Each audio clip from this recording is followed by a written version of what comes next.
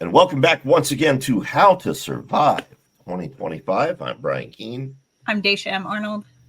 I'm Jim Cobb. What's up, guys? Hi, friends. Dacia, it's good to have you back with us again. Yeah, again. Actually, wait, no, I guess you were here last week. I'm getting my weeks confused. It's this time of year that everything just blends together, blurs, and yeah. It is a blur. It's like one long day until New Year's, and then it's 2 long days in one day, and then you have to go back to work. Like, yeah. But the holidays are coming up, and hopefully, someone in your life and your lives, listeners, someone who loves you will buy you presents. Maybe they'll buy you some gear for preparedness. So we thought today we would talk about preparedness gear and gear selection. Now we'll warn you right up front.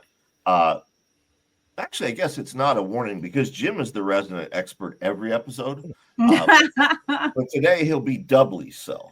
Dacia and I will have a lot of questions, but I think Jim's going to be taking point on this, so to speak. Dacia, wouldn't you agree? I would agree, though I'm pretty sure, like, if you thought about it long enough, Brian, you have your preferences of gear. Oh, sure. Yeah. I'm sorry, my sound cut out there. If I thought about it long enough, what? That you would be the best Santa Claus that there ever was. Oh, yeah, I'd be great. I don't know about as far as preparedness gear goes, I said, I'm sure you have your own preferences of gear. Yeah.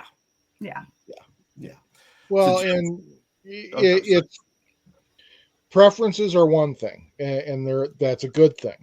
But we need to look at this from the perspective of somebody who hasn't had the opportunity to develop their own preferences yet. And that's kind of the focus that we're going to take with this episode. If you're brand new to prepping, or say just brand new to a certain aspect of prepping, and one that's going to require you to invest in some amount of equipment or gear, how do you decide what's good and what's not? How do you decide how to spend your money? The first recommendation I have is be very cautious about influencers, people who make their living as gear reviewers on YouTube, blogs, whatever. Now, I know a lot of them, and I know a lot of them are 100% honest with everything they recommend.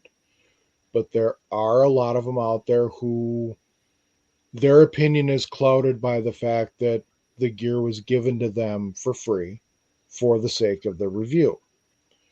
As an editor of a couple of popular magazines, somebody who's been in this arena for several years, I'm approached all the time by companies who want me to take a look at the latest and greatest gadget and doodad that often it's a PR company that's reaching out to me. So it's one of their clients who has developed, a new water filter, a new knife, a new whatever.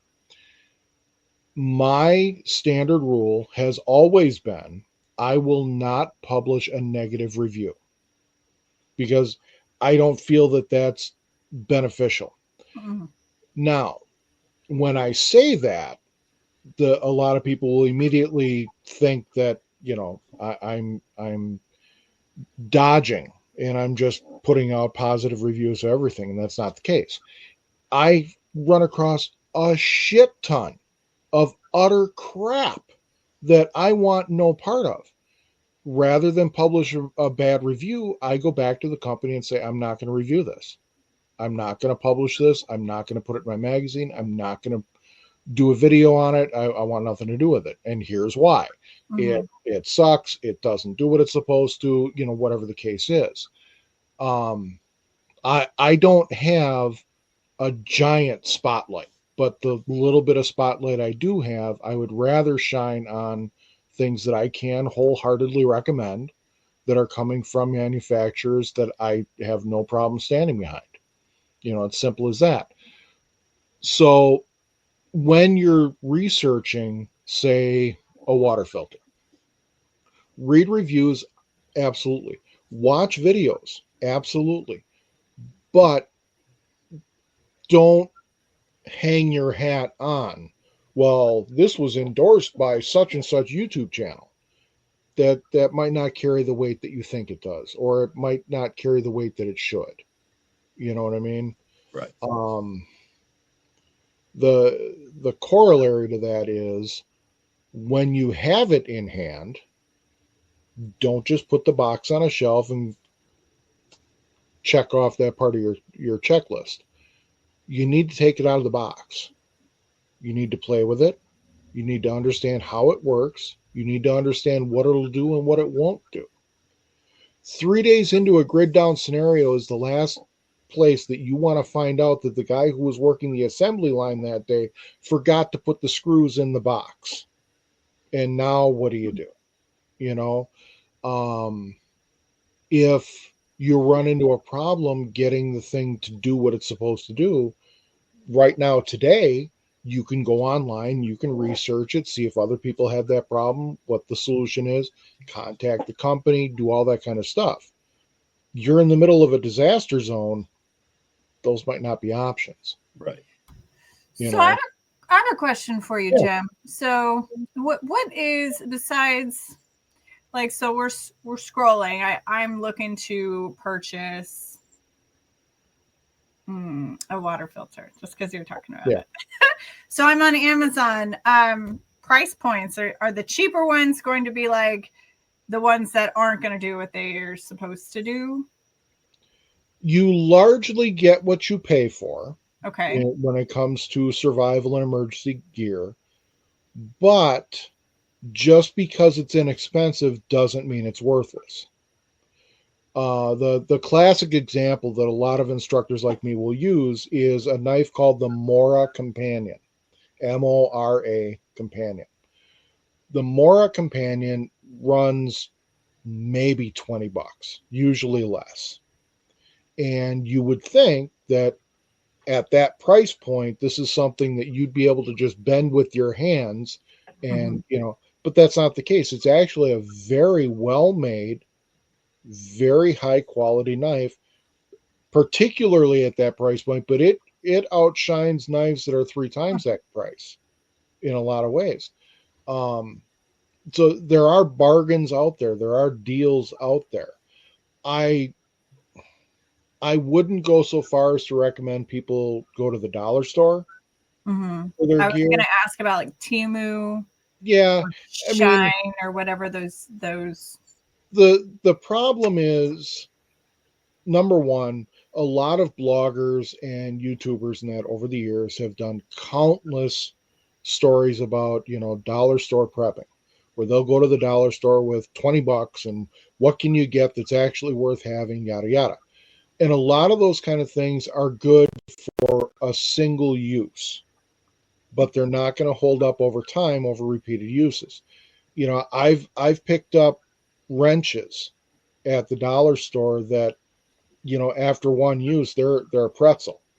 Wow. It worked, it did the job, but you're not going to do it again.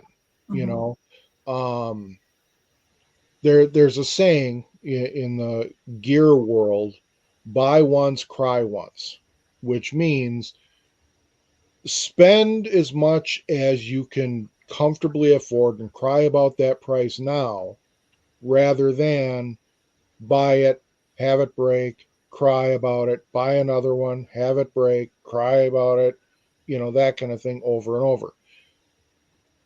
Keep in mind that, we're buying things that we could theoretically need to save our lives or to keep us safe, keep us comfortable. This is not a cheapen out strategy. I would never suggest somebody go into debt purchasing prep gear and supplies. That's a non-starter. That flies in the face of a previous episode we just did about financial preparedness. Exactly.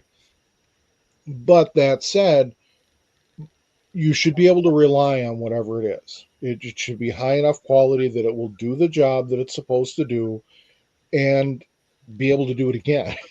you know, another catchphrase in the survival world is, two is one is none.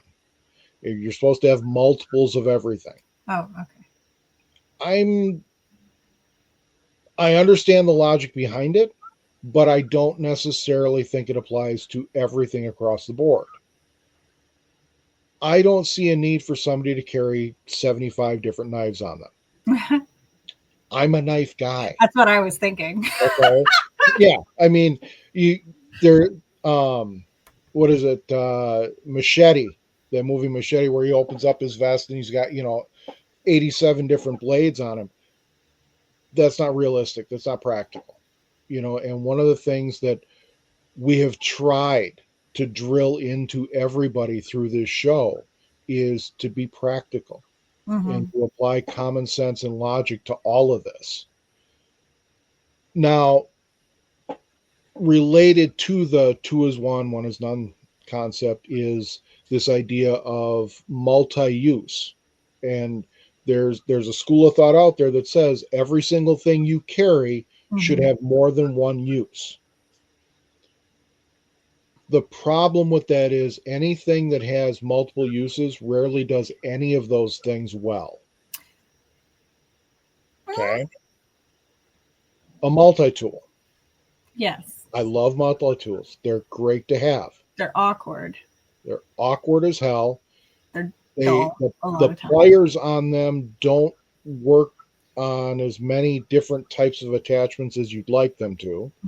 You often can't get at the fastener with the multi-tool because of where it is and the shape of the multi-tool and everything.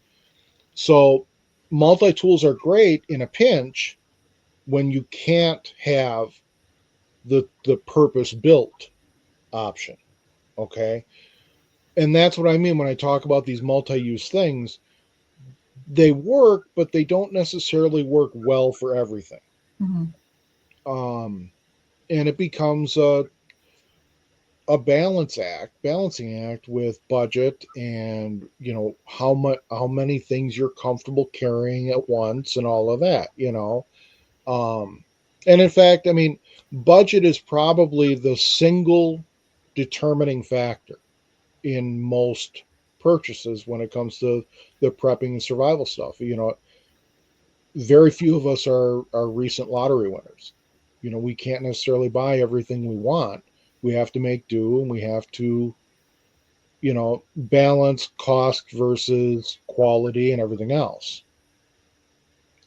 So this is a really interesting concept, Jim, of like that saying that it should have multiple uses. Something like 550 cord is going to have a million uses. Right. Absolutely. I have a rescue tool that I keep in my purse. It is like a flashlight. It's got the little hammer spike to crack the window. It's got a seatbelt cutter. And then maybe like some scissors. I don't know. But for me and for those purposes, like it seems more practical to me to have something like that handy in my purse next to my mace. But if it was my mace and my rescue tool, I'm going to be trying to cut my seatbelt down and spraying myself in the face. Right. And that's kind of where we're going with this is you need to use common sense and understand that if you're buying this gadget that's going to do 87 different things, it's going to do 86 of those things kind of half-assed, and maybe that's okay. Maybe we don't need it to do 87 different things awesomely well, because how many windows are we going to be smashing with this thing? Hopefully just one. Exactly. Now, in a pinch, that thing could probably hit things other than windows too. Oh yeah, I'm fucking somebody up with that thing. Yeah. Excuse me. Yes. What about if it says military grade? we all know, of course, that having served, that often means shit. I mean, military contractors are invariably whoever bid the lowest. Oh, man. Military toilet paper is not anything special that you want to wipe your ass with. So if I'm buying toilet paper, I'm getting stuff with the bears on it, not the stuff that's military grade. Military grade toilet paper, no. Is there ever a case where military grade is a must buy? In my opinion, no. No, not a must buy. There's some good equipment still. Sure. Sleeping bag systems are very nice. Mm-hmm. I would even go off and say Gore-Tex cold weather gear. Yeah. Is really good if you can get a good fit. Right. Boots, no. Don't go out and buy boots for no, military boots are not what you think. Right. But now, even like the Gore-Tex stuff that you're talking about, it doesn't have to be military grade. You go to REI, you go to, places that are outfitters for outdoor pursuits. It's the same stuff. Keep in mind, and this isn't you guys, this is listeners. Keep in mind that tactical is a marketing term. Military grade is a marketing term. They're essentially meaningless in the grand scheme of things. There is nothing. Tactical literally is nothing more than a marketing term. It means nothing beyond that. If you do the research and go back through all the product lines and everything else, it was invented to be a marketing term when it comes to knives and backpacks and all that kind of stuff.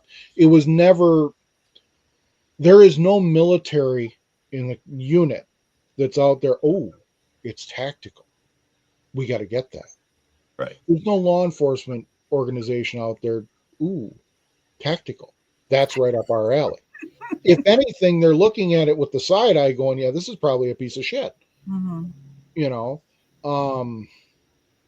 you're shopping, look at budget, pay attention to the ergonomics.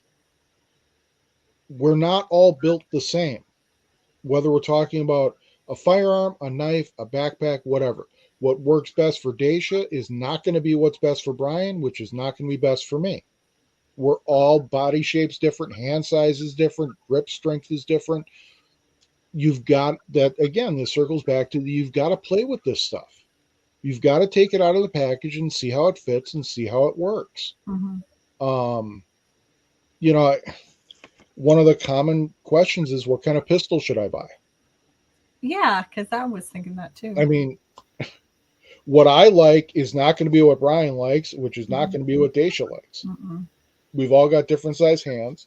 Yep. I mean, whether we're talking a knife, a firearm, whatever, you've got to be able to hold it comfortably. And the thing is, if you buy something, let's say it's a backpack. You buy it, you put it on, you put some weight in it, you walk around, you're like, God, this thing is awkward as shit. I don't like this. You're going to toss it in the closet and forget about it. Doing no good to anybody. It doesn't help anybody to do that. You're going to find reasons to leave it at home and forget about it. Make sure that what you buy is going to work for you. And if it doesn't, find something that will. Are you a fan of MOLLE webbing? So we were talking about tactical, and a lot of times when people hear tactical gear, they think the MOLLE webbing system. Right. So this is the interwoven that kind of where you can hook things onto your vest. You can weave in different pouches and that kind of stuff. Personally, I'm not big on them, but I don't see anything wrong with them. They're popular for a reason. Myself, the kind of stuff I do, I don't need it. Personally, I like the Velcro things on the outside just so I can put the funny patches on them. Yes. The MOLLE stuff doesn't really now, but I'm glad you brought that up because and this kind of circles back to our Gray Man episode we did. I was not here for. Right. Okay. there's a school of thought out there that says you should not buy a backpack that is military in appearance with Molly on it and things like that, because that calls attention to you. It does. That, well, yes and no. What I find hysterical is this argument that if you're seen carrying one of these military type backpacks, you're going to be seen as an operator. Mm-hmm. And, people are either going to want to shy away from you because they think you're the next Jason Bourne, or you're going to be a target because they're assuming you're carrying all kinds of really high-end gear. I think that's largely bullshit.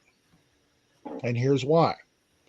If you go to a college campus, if you go to an airport, if you go to places where you're going to see a lot of people carrying backpacks, you're going to see an awful lot of Molly. Really? Yes. Yes. You're going to see a lot of, especially airports. You're going to see a lot of 511. You're going to see a lot of Maxpedition. You're going to see a lot of that kind of stuff. And if you look at who's carrying them, it's pretty obvious they're not an operator. The only thing that they've been operating for a while are probably vending machines. And I say that as somebody. There are other ones you can pick out, though. Well, sure. What I'm saying is, don't shy away from it because you think it looks too tactical or too military. Buy whatever works for you, and don't worry so much about how it's going to look to other people. For the record, the listeners, if the grid goes down and you see me near your compound, my backpack is the same. It's my Navy Sea bag. I've had it since I was 17 years old when it was issued to me. It has no Molly. It does have my name, rank, and number stenciled on the side, and that nice little white stencil. And it's just full of cans and water and whatever else I managed to steal from you, because you were paying attention to the other operator with the Molly on his bag. Well, and my argument has long been that if we reach a point where people are being attacked and killed because of what they're carrying, what they're thought to be carrying, the assumption is going to be whether it's Molly covered or a Hello Kitty emblem, the backpack is going to be presumed to be carrying something of value, whether it's food or whatever. It's not going to matter at that point. Buy what's comfortable. Use it. Use the hell out of it. Get used to the weight on your back. Get used to the straps and everything else. And by God, if it's not comfortable, find something else. Did we lose Brian? He usually pops back in. He comes back. The other thing to look for is the reputation of the brand. Okay. You can get by with generics. You can get by with, you've never heard of this company before. I do it all the time. But there are certain companies that have developed a reputation for high quality gear at a fair price. And they've developed that reputation for a reason. People stand by it. Personally, I like, for like backpacks and stuff, I really like 511 Tactical, despite the tactical in their name. They're very good quality, at decent price. They're, for pouches and smaller bags and that, I really like Tough Possum gear. I like Kentucky Handcrafted. What are some of the other ones? Speaking of Kentucky, we have a friend that has a book, right? Yep. Called Ultimate Wilderness Gear by our friend Craig Caudle. Right. I highly recommend this book. He goes through, table of contents. Essential tools, personal safety, shelter, fire, water, food, packs, and specialty gear. In each of those chapters, he goes through and not only recommends specific items, but talks about exactly what you need to know to make an informed decision on what to buy that will suit your own needs. What the gear should be able to do, what it really must do, different features to look for, things to avoid, all that kind of stuff. I cannot recommend this book highly enough. It is just absolutely essential as far as I'm concerned. Oh, goodness. If anyone wants to give me a Christmas present, this would be amazing. Don't let the title fool you either. Yes, it's predominantly wilderness gear. Virtually everything in here will be very suitable in a shelter-in-place scenario. If you are living in an urban or suburban area, this isn't just for, heading out where the sidewalks end. Okay, it's great no matter where you live. And Craig, he knows his stuff. He lives, eats, and breathes all of this. Any other questions, comments, concerns about gear and gear selection? What's your favorite hat, Jim? Well, the one that I've been wearing, actually, which is just a ball cap that from my son's college. For years, I had a ball cap from Cabela's. It was a camouflage ball cap. I wore that thing for years. I wore it so much that the brim had a spot where my thumb would rub every time I would take it on, put it on and take it off. For a winter hat, the one that I found I really like is from a company called Born Primitive. It's a wool blend stocking hat that's extremely soft, very warm, and it looks kind of cool too. Let's see.